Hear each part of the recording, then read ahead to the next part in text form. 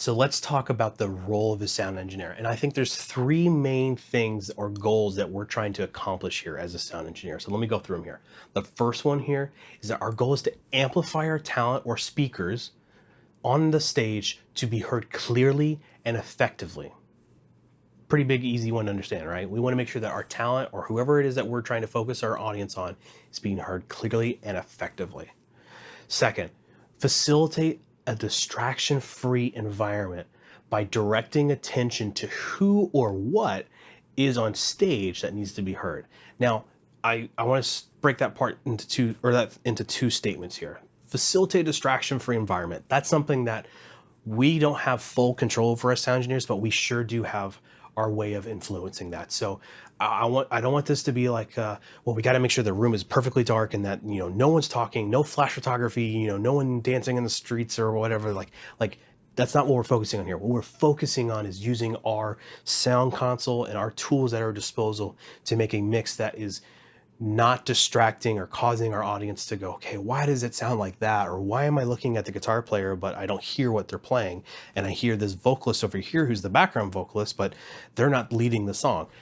That's what I mean by creating a distraction-free facility. So we're using our tools to create that. Lastly, bringing the vision of our leadership to fruition sonically, while also doing it in a safe manner. So how do we take those three goals and accomplish them? Well, the first one, amplifying our talent or our speakers and making sure that everyone hears them clearly and effectively. It's as simple as just using the tools at our disposal to the best of our abilities to shape those sound sources on stage to create the best mix possible. So what does that look like? Well, that looks like using EQ to make sure our vocalists are heard clearly and effectively, that our guitar player isn't taking off in volume and we put some compression on it to keep it in line, that our speaker's mic isn't feeding back into the system and causing issues. That is accomplishing our first goal of making sure that our talent or speakers on stage are heard clearly and effectively.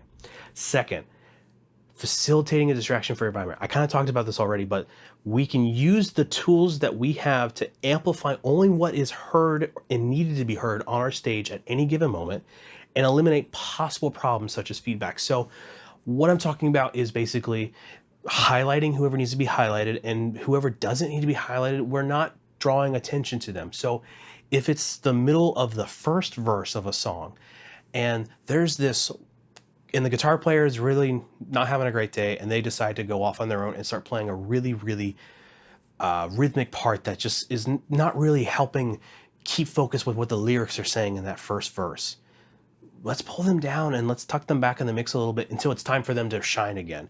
That's the kind of decision making you got to have to make, almost like a producer would in a studio. You have to be thinking like that. It could also be as simple as like, okay, the drum's hi-hat is feeling pretty sharp in the ears and it's really causing some distraction with certain moments. Maybe let's pull some of the high-end information out of there so it's a little bit softer. Those are things that we can be thinking about, to using our tools that we have at our disposal to help facilitate a distraction-free environment.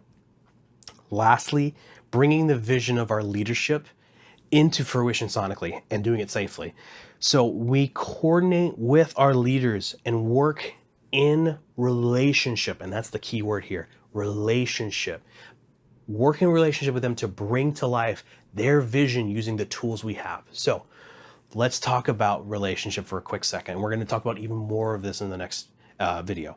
But the relationship between you and your leadership, whether that's your technical director if you're not the main head guy over the tech team, or it's your pastor or the associate pastor, whoever you report to, whoever it is, whoever is over you in your area as the sound person, you have to be in relationship with them to the point where you guys can hash out things when things aren't working well, but you can also congratulate each other on the back and say, hey, that sounded great. That was awesome. That moment was perfect. And we should do it again. Like, you need to be in relationship with these people, because if you are not, when things go wrong, when things don't line up, or if things aren't lining up, it's probably because you're not in agreement with everything, and your relationship is really the main part of that. by having a good relationship with your leadership team, you're setting yourself up for massive success because you're going to be able to know exactly what they want to hear out of the system. You know what they need to be hearing out of the system, and you can make those things happen. Also, there is a flip side in that you need to be the person in charge of your sound system to say, hey, this isn't working because we can't hear things because this isn't happening or that's not working out. The drums are too loud and everything else is getting drowned out while we're trying to hit the super quiet volume. Or, hey, we're really pushing our sound system to the point where I'm concerned that our congregation's having ear fatigue. We need to turn it down. Or there's a problem with the drum cage and it's not, it's not blocking enough sound sources for the first few rows and they're getting blasted. Like, those are the things that you need to make sure you're being in charge of owning and saying, hey, the health of my congregation that I mix for is very important to me. And I don't want to blow anyone's ears out. I want to make sure everyone has a good experience that they remember and also can hear again the next time they come back. So those are our 3 goals that I always like to make sure that every sound engineer understands is utmost importance for us to remember every Sunday we walk up to the sound system.